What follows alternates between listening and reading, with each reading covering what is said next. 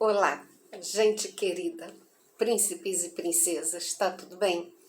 Graças a Deus aqui também está tudo ótimo, tudo na santa paz de Deus. Eu quero compartilhar aqui no livro de Jó, último capítulo, 42, quando finalmente aqui tem a conversa dele, o assunto aqui terminando aqui dele com Deus no auge da dor, ainda sem os filhos. A esposa, a gente não tem muita certeza se foi outra ou se foi a mesma, enfim. Então diz aqui, Jó humilha-se perante Deus e dá-lhe glória. Então respondeu Jó ao Senhor e disse, bem sei eu que tudo podes, e nenhum dos teus pensamentos pode ser impedido. Então, Deus perguntou muitas coisas para ele, depois de um longo período só de perguntas, e os amigos, gente, o que é aquilo? 3 amigos falando ali, ó, batendo na mesma tecla, se você fosse fiel como parece, sabe, você não estaria passando por isso, porque Deus não é injusto para castigar alguém sem razão. Então, os amigos estavam falando coisa certa na hora errada, que não se aplicava a Jó, o que os amigos estavam falando. Até hoje, temos amigos que quando a gente está num perrengue danado, vem dizer que a gente está em pecado. Quem é aquele, dizes tu, que sem conhecimento encobre o conselho? Por isso falei do que não entendia, coisas que para mim eram maravilhosíssimas e que eu não compreendia. Então, os planos de Deus são muito mais altos do que os nossos. Os caminhos de Deus são muito mais altos que os nossos. Então, a gente fica, às vezes, sem entender nada. Mas Deus, Ele sabe o nosso amanhã. As coisas que a gente está passando hoje é uma preparação para o amanhã, às vezes um amanhã muito distante. E a gente não sabe, a gente não entende das coisas. E falamos bobagem, mas Deus compreende e um dia, mais cedo ou mais tarde, Ele responde sim, porque Ele nos ama. Então é isso, vamos lá. Escuta-me, pois eu falarei. Eu te perguntarei e tu ensina-me. Com o ouvir dos meus ouvidos ouvi, mas agora meus olhos te veem. Então, por que ele diz isso aqui? Porque Jó provavelmente seja da época de Abraão.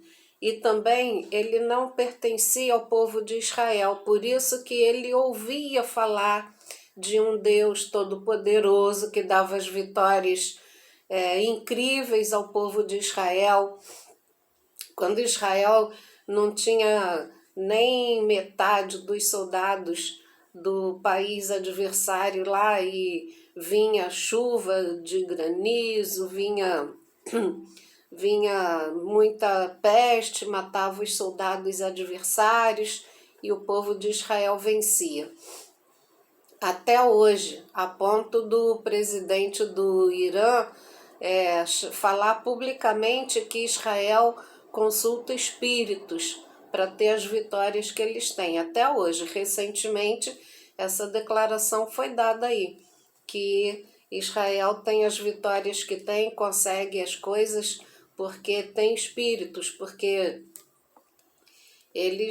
Deus, a potente mão de Deus ainda está na vida de Jó, de Israel até hoje. Então, agora que ele está vendo que existe um Deus que responde. Antes era um Deus como outro qualquer, que oferece sacrifícios lá e pelos pecados, enfim. E aí vai perdoando pecados e vai levando. Agora sim.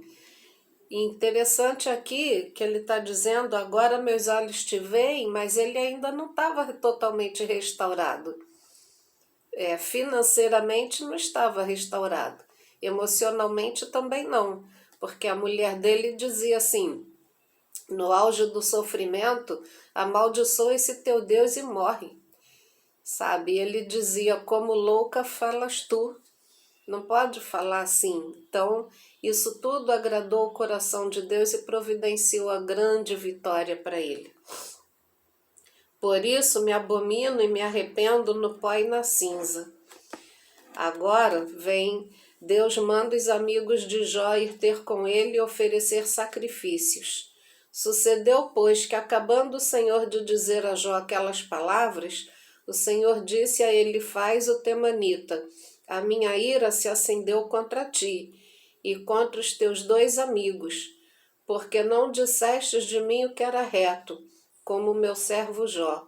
Então, foi isso aqui que aconteceu. Deus repreendeu também os 3 amigos de Jó que falavam bobagem a respeito de Deus. Parecia que estavam falando verdade, mas estava longe de ser verdade. Deus estava apenas provando a fé de Jó, mostrando ao inimigo que existe gente fiel com dinheiro ou sem dinheiro. Olha que coisa tremenda. Então, que possamos, com dinheiro ou sem dinheiro, adorar a Deus que merece toda a honra, toda a glória, todo o louvor, que mandou o único filho dele a esse mundo para se pendurar lá naquela cruz, para nos resgatar da maldição da lei que estava sobre nós.